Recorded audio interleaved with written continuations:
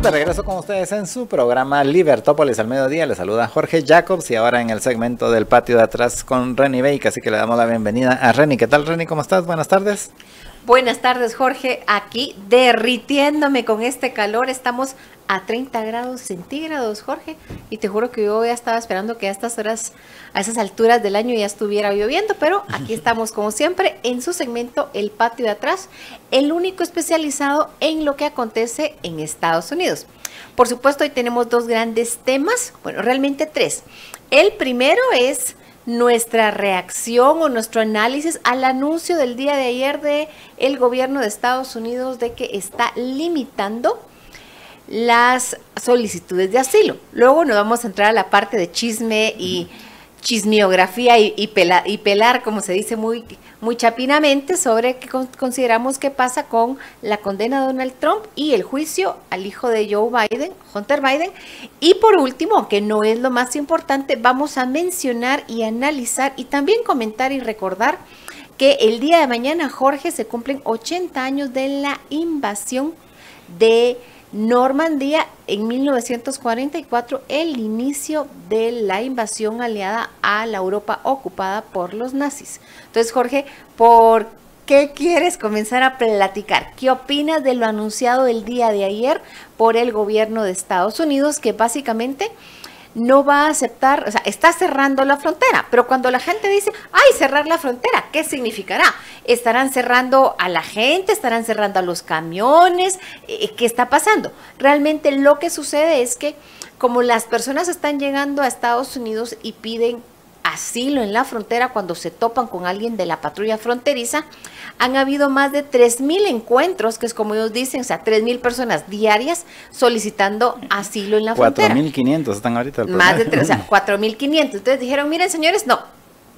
Como en promedio han habido más de 3,000 en la última semana, no vamos a cerrar la frontera. Y lo que significa es, no vamos a estar aceptando solicitudes de asilo en la frontera hasta que baje el número de personas solicitantes. ¿Qué significa eso? ¿Tú qué opinas, Jorge? Realmente lo que dice la orden ejecutiva es de que se va a limitar a 2,500 solicitudes diarias. Entonces, por ejemplo, ahorita estaban habiendo 4,500 solicitudes diarias, entonces se va a limitar a 2,500 solicitudes diarias, lo que implica que los otros 2,000 adicionales no van a cachar, y adicionalmente con el tema de que a esos otros 2,000 lo más probable es de que los regresen a México. Eso es básicamente lo que dice la orden ejecutiva, y que entonces tienen que esperar hasta que baje a 1,500 diarios para entonces volver para quitar el límite, pero nuevamente cuando después suba de 2,500 pues otra vez ponen el límite. Eso es lo que dice la orden ejecutiva. Sin embargo, yo pienso que realmente, o sea, aparte, bueno, no tengo ninguna duda de que esta es una acción electoral de Joe Biden, en el sentido de, bueno, o sea, esto es el tema de campaña ahorita, es la inmigración indocumentada. Entonces, ¿qué hacemos? Sacamos esta orden ejecutiva. Entonces, yo lo veo como como que lo está haciendo simplemente por tratar de convencer a algunos de los independientes que has mencionado en muchas ocasiones aquí, que son los que al final definen las elecciones en Estados Unidos, porque resulta que según las encuestas ya no solo los republicanos, sino muchos de los independientes también ya están con el tema de que ya no les gusta que haya tanta inmigración indocumentada, y entonces a esos es a los que está llegando Joe Biden. Y adicionalmente, que por un lado pienso que es una acción de campaña política, o sea, y por el otro lado pienso que es una acción más o menos como lo que hizo aquí Bernardo Arévalo con mandar al Congreso el cambio a la ley orgánica del Ministerio Público, a sabiendas de que lo más probable es de que no la aprueben, pero por lo menos para que me dejen de molestar, porque yo ya metí eso para sacar a la fiscal. Pues más o menos es lo mismo, porque esta acción que hizo, esta orden ejecutiva que hizo ayer Joe Biden, es muy similar a las que había hecho Donald Trump en su momento cuando era presidente, y que cuando fueron cuestionadas en las cortes se lo votaron, y se lo votaron básicamente porque un país que ha firmado los acuerdos de asilo, de asilos, no puede limitar las solicitudes de asilo. Puede decir que no les da asilo, pero no las puede limitar. Entonces, por eso le votaron a Donald Trump una orden ejecutiva muy similar a la que hizo ayer Joe Biden. La única momento que le funcionó a Donald Trump fue cuando llegó el tema del COVID, y entonces entonces lo que utilizaron fue incluso se recuerdan que se lo mencionamos, que sacaron una ley de 1950 y pico donde por temas de salud sí podían restringir los inmigrantes, y entonces eso fue lo que usó Donald Trump. Pero cuando utilizó una orden ejecutiva similar a la que emitió ayer Joe Biden, en los tribunales lo mandaron por un tubo. Y lo mismo, lo más probable es que va a pasar con esta orden ejecutiva de Joe Biden. Pues mira, para resumir, no es que estén cerrando la frontera y se hayan encerrado en una cajita y no puede entrar nadie más por la frontera. Tampoco es que vayan a bloquear el comercio, es básicamente que no van a estar aceptando solicitudes de asilo en caliente, de que alguien llega y le toca a la puerta de la patrulla fronteriza y mire, aquí estoy yo buscando asilo, y lo comienzan a procesar. Eso no va a suceder hasta que bajen el número de solicitudes. ¿Cuáles son las posibilidades? Pues que la gente ya no va a estar pidiendo asilo, pero si está ahí, va a intentar entrar ilegalmente hacia Estados Unidos en un momento en que el verano es récord, Jorge, y desgraciadamente, y por favor, si usted tiene algún amigo o familiar que está por allá, que no se arriesgue, porque las áreas o los caminos por el desierto son terribles, Jorge, y hay y este calor es infernal. Si aquí tenemos muchísimo calor, se imaginan en medio del desierto, en verano en Estados Unidos. Y dos, como tú dices, es un tema político, de campaña política. Hay que recordar, Jorge, que las elecciones de Estados Unidos son ahorita en noviembre, en menos de 5 meses y pico, y el tema de migración ilegal es el tema del caballito de batalla de Donald Trump. Incluso Biden lo usó así como, miren, yo estoy haciendo esto y es culpa de los republicanos que no hayan avanzado las otras propuestas que yo he pedido para fortalecer la frontera, he pedido dinero para esto, he pedido dinero para aquello, como diciendo, yo ya estoy haciendo lo que puedo hacer y es bloqueo, y el resto es un asunto que tiene que estar en el Congreso y en el Senado. Al poquito tiempo de haber anunciado esto, ya salieron organizaciones de la sociedad civil en Estados Unidos anunciando que lo iban a denunciar ante las cortes, así que coincido contigo que eso es cuestión de tiempo en que una corte diga, señores, ustedes no pueden hacer eso, y van a regresar a la posición o la situación actual en este momento, o sea, previo al día de ayer, que era básicamente más de 4.500 encuentros en la frontera diarios. Encuentro se define a gente que va y le habla a la gente de la patrulla fronteriza pidiendo asilo. Sí, lo que pasa es de que hay que entender el contexto en este caso, y es que a partir de más o menos 2015 los migrantes y los coyotes empezaron a dar cuenta de que la carga de solicitudes de asilo no contestadas o que no han podido procesar en el sistema legal, en el sistema judicial de Estados Unidos, ha ido creciendo. Y entonces a alguien se le ocurrió, pues esta es una buena forma para los inmigrantes, porque cuando llegan y solicitan asilo, entonces lo que hacen es que le dicen, bueno, entonces su caso lo van a ver en el tribunal no sé cuándo, no sé dónde. Dentro de 5 años. Sí, y como hay una presa muy grande de casos, entonces resulta que ahorita el promedio es más o menos entre 7 y 8 años que se tardan en resolver una solicitud de asilo. Y como están entrando con una solicitud de asilo, no como inmigrantes indocumentados, que hay que hacer la salvedad, pues entonces resulta que los que están solicitando en el proceso de que están esperando que les digan si les dan asilo o no, pues ellos sí pueden trabajar, pueden obtener documentos y pueden trabajar legalmente. Entonces resultó que encontraron que era una forma básicamente era una forma de darle la vuelta a la legislación para poder estar 7 u 8 años legalmente en Estados Unidos, y probablemente a la mayoría les van a rechazar la solicitud y ya en ese momento decidirán si se regresan o entonces sí se quedan como indocumentados.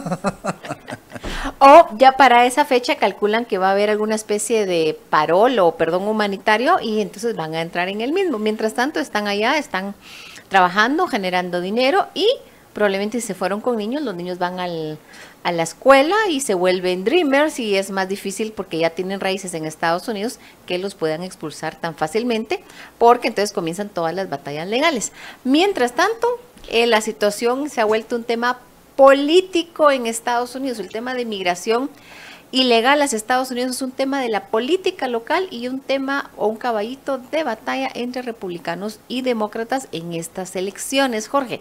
Así que, Guatemala, ¿cómo pinta ahí?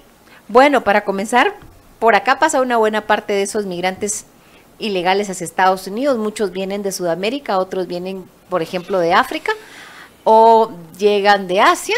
Pasan por aquí una buena parte de ellos y de una u otra forma comienzan a quedarse en Tapachula cuando no tienen visa para entrar a México. Entonces ahí es donde Guatemala entra. En San Marcos más que en Tapachula. San Marcos, Tapachula. Yo le estoy poniendo un artículo que estoy escribiendo, la Lampedusa de América Latina, en referencia a una isla en Italia donde se volvió básicamente un área de trámite de inmigrantes, en este caso en Lampedusa, Italia, es inmigrantes de África, aquí es inmigrantes de todas partes del mundo, como le estoy poniendo el artículo. ¿Y te referís a Guatemala en general o a Malacatán, que es donde se quedan la Lampedusa de América Latina? Pues a esa parte entre Malacatán y o sea, frontera con México, Tapachula, etcétera, etcétera. Es un tema, Jorge, de prioridad para Estados Unidos, también para Canadá y para México, que incluso ya están discutiendo cómo enfrentar la situación desde el punto de vista integral y desde el punto de vista regional.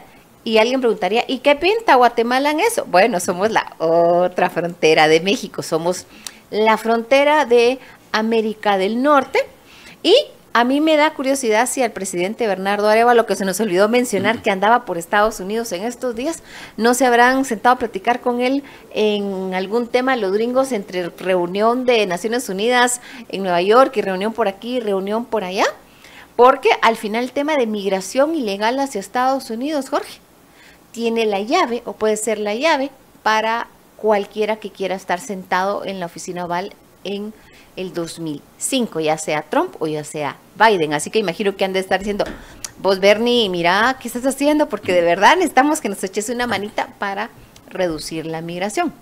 Sí, y no es cuento y que en efecto de seguro hubo algo así en algún lugar en Nueva York entre el domingo y el martes. Pero estamos, para quienes nos están viendo en Libertópolis TV o en nuestras redes, ahí les estamos poniendo una gráfica que muestra la presa, el backlog de solicitudes de asilo en las cortes de inmigración, y pueden ver ustedes cómo venía del 2012 al 2014 más o menos como en qué, unos 100,000 casos, y a partir del 2015 empezó a subir.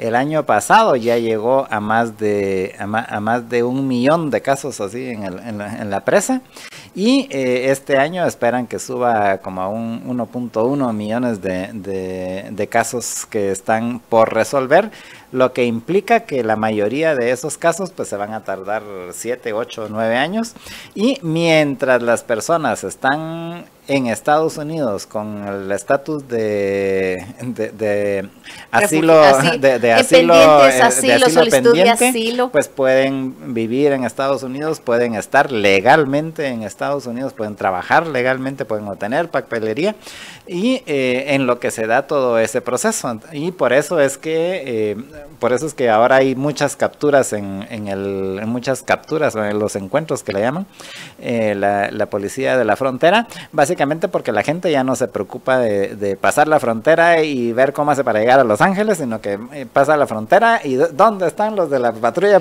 Vengo a pedir asilo. Sí, cabal. Y entonces eso es lo que se ve en esa gráfica, que repito, para este año esperan que llegue más o menos como a 1.1 millones de solicitudes de asilo que no han podido resolver todavía.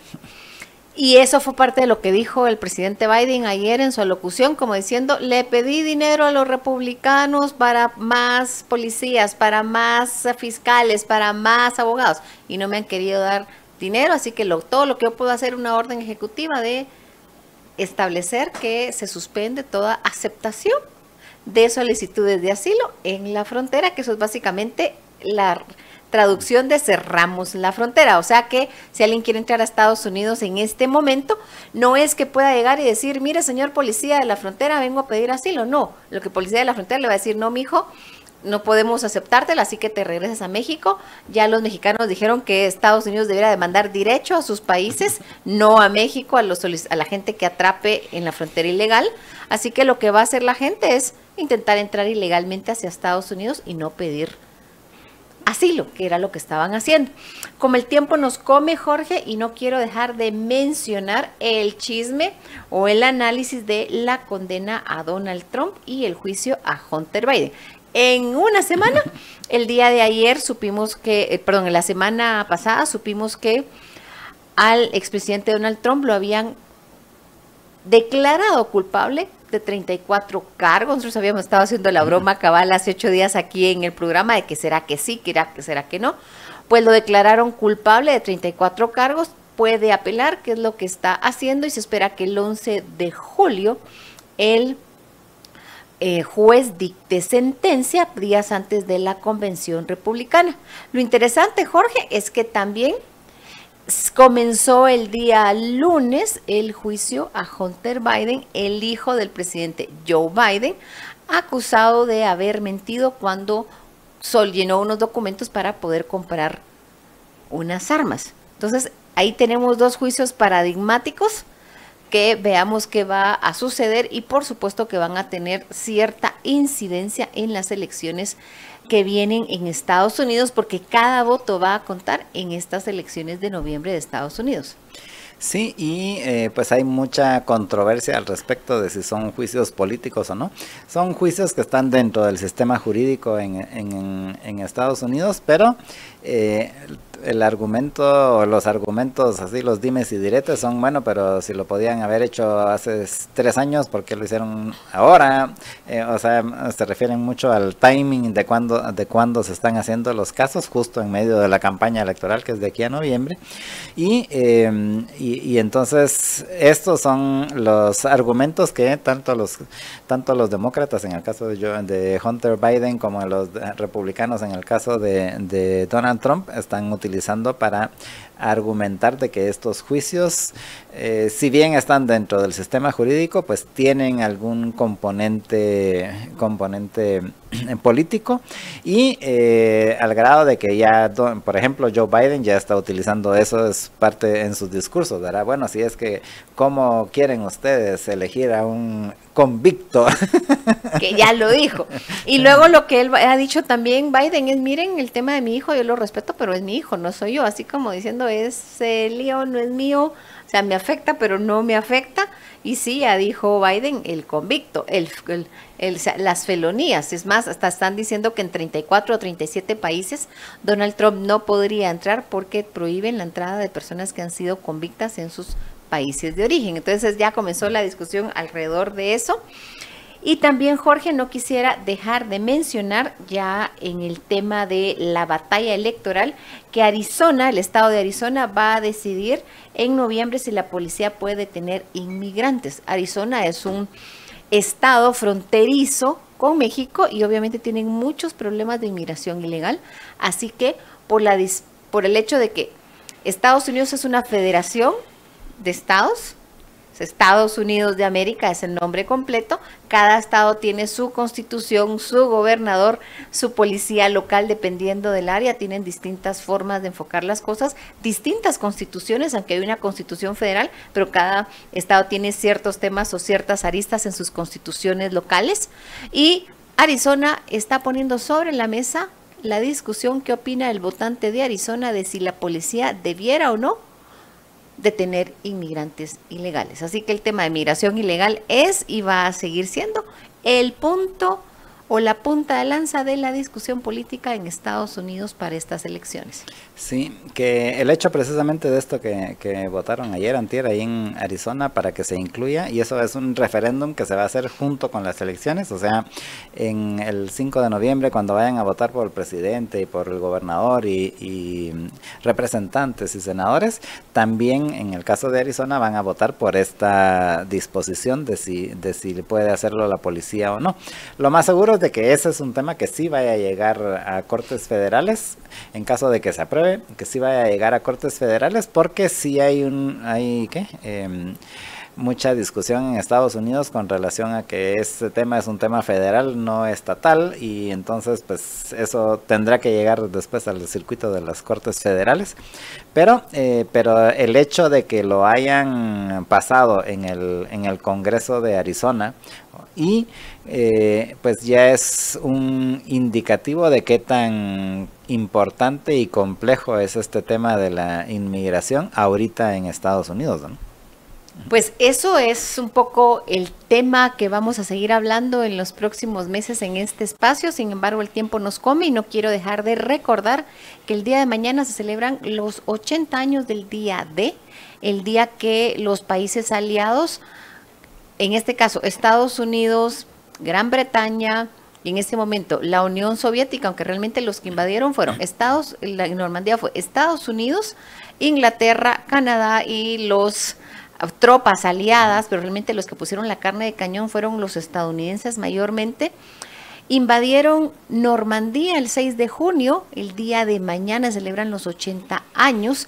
Y cosa curiosa, Jorge, todavía hay sobrevivientes que pelearon esa guerra, que de Estados Unidos llegaron en viajes especiales para tomar el ferry de Inglaterra, obviamente ferries especiales, el ferry de Inglaterra para llegar por agua, como lo hicieron hace 80 años. Hay conmemoraciones, no quiero decir celebraciones, conmemoraciones en recuerdo de aquellos que fallecieron en la Segunda Guerra Mundial. Y como tú sabes, es un tema importante para mi familia porque la mayor parte de la familia de mi padre murió en la Segunda Guerra Mundial, incluyendo mi abuelo, bisabuela, tatarabuela y un montón de parientes. Así que para mí el día de mañana es un día de conmemoración y no queríamos dejar de mencionarlo con Jorge. Así es. Y en efecto, pues mañana son los 80 años del día D, que fue adicionalmente la operación militar más grande de la historia hasta el momento, y que esperemos que siga haciéndolo. Que esperemos en Dios. Entonces, muchísimas gracias a todos nuestros oyentes. Su servidora Reni Bake se despide hasta el próximo miércoles. Y veamos qué sucede, porque el tema político en Estados Unidos, como ya es verano, ya comenzaron la batalla electoral, se está poniendo sumamente caliente, Jorge. Y de nuevo, si usted tiene algún familiar o amigo que está intentando entrar ilegalmente a Estados Unidos, dígale que no se vaya, por favor. Primero, que no se vaya ilegal, que intente las vías legales, porque hay un montón de visas de trabajo disponibles, que haga el trámite y la vuelta, como se dice en Guatemala. Y por encima de todo, no se vayan por los caminos del desierto, porque llegan a estar a 60 o 70 grados centígrados en época de verano y la gente se muere deshidratada en medio del desierto.